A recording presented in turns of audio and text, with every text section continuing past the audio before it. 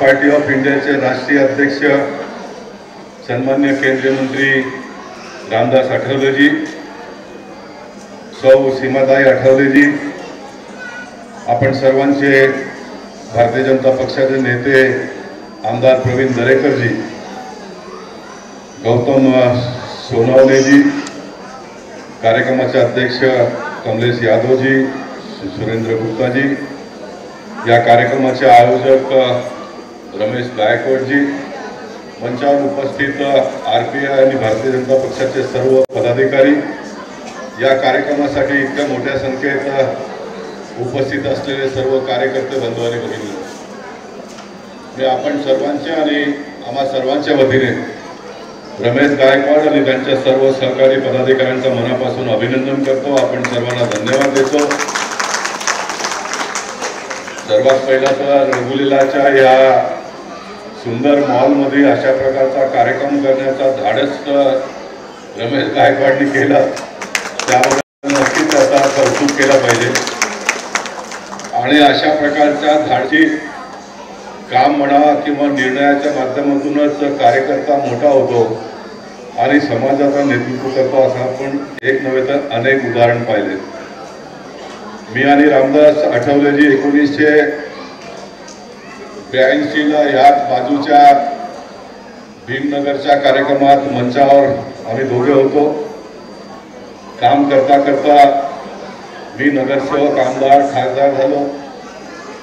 रामदास आठवलेजी आमदार झाले, महाराष्ट्रात मंत्री झाले, खासदार झाले, केंद्रात मंत्री झाले आणि किती मोठमोठी पदं त्यांना मिळत गेली असली तरी त्यांचा जो मूळ स्वभाव आहे, सामान्य कार्यकर्त्यांमध्ये मिसळून काम करायचं, गोरगरिबांच्या अडचणीत धावत जाऊन त्यांच्या पाठीशी उभं राहायचं, हा जो त्यांचा स्वभाव आहे तो पहिल्या दिवसापासून आतापर्यंत कायम राहिलेला आहे।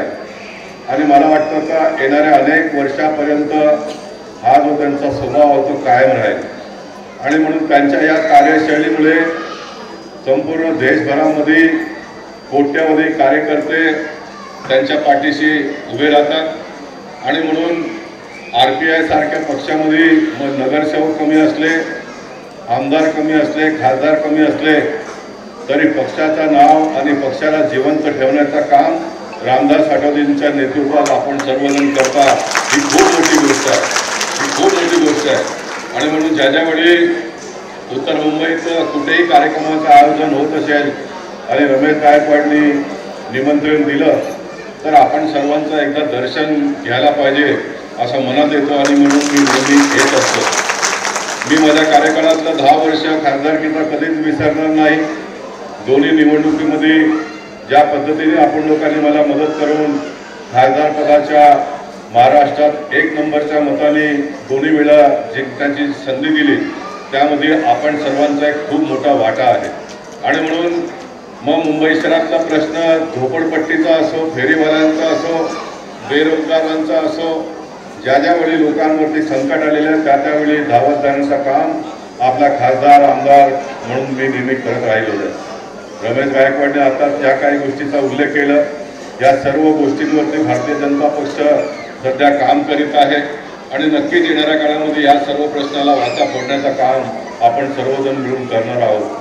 केतकीपाडा वन विभागाचा प्रश्न आहे, प्रवीण दरेकरजींनी महाराष्ट्राच्या विधानसभेमध्ये आवाज उठवला, आशिष शेलारजींनी येणाऱ्या काळात महाराष्ट्र मंत्रालयामध्ये मीटिंग लावून या वन विभागाचा प्रश्न आपण सोडवणार आहोत।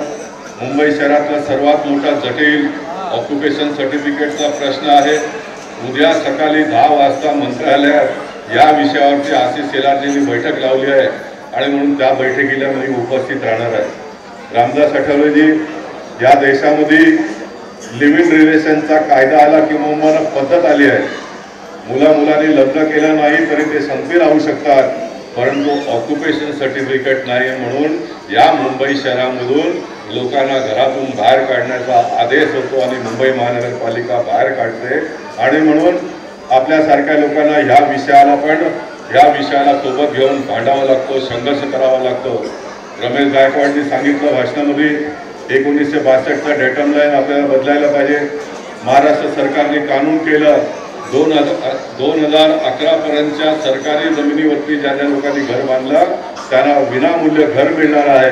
परंतु खाजगी जमिनीवरती एखाद्याने घर 1970-80ला बांधलं असेल आणि कोणी जर तक्रार केली तर महानगरपालिका म्हणते 1962चा पुरावा आणा।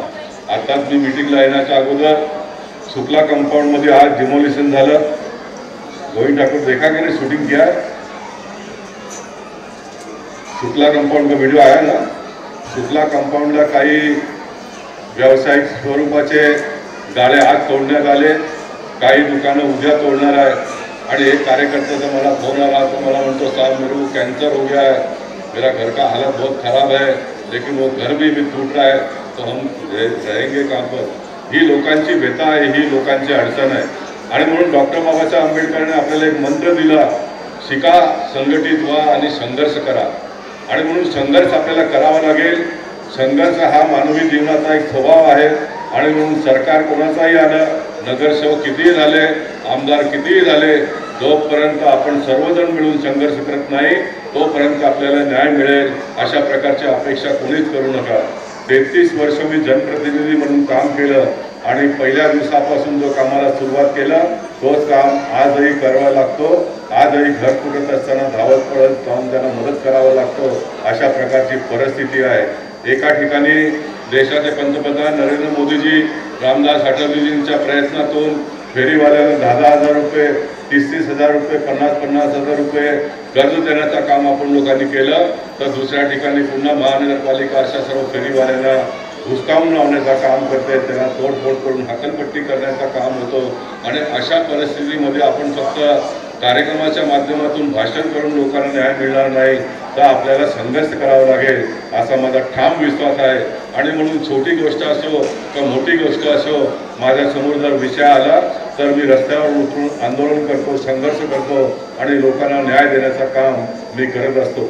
माझ्यावरती टीका झाली, माझ्यावरती टिप्पणी झाली, खासदार झाले तरीसुद्धा 100 फुटाच्या घरासाठी आंदोलन करतायत। मी खासदार झालो कोणासाठी?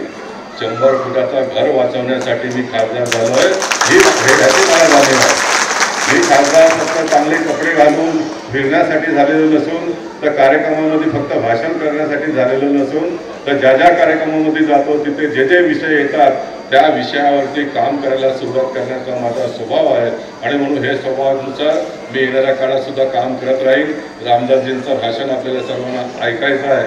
भरपूर मागण्या आल्या आहेत, सर्वसामान्य लोकांच्या मागण्या आल्या आहेत। नगरसेवक पदाचं तिकीट आपल्याला जास्त पाहिजे अशा प्रकारच्या मागणीसुद्धा आलेल्या आहे। प्रवीण दरेकरने आश्वासन दिले आहे, प्रवीण दरेकर भारतीय जनता पक्षाच्या माध्यमातून जेवढे तिकीट तुम्हाला मिळून देतील त्या सर्वांना निवडून आणण्यासाठी मी भरपूर काम करीन अशा प्रकारचं आश्वासन देतो।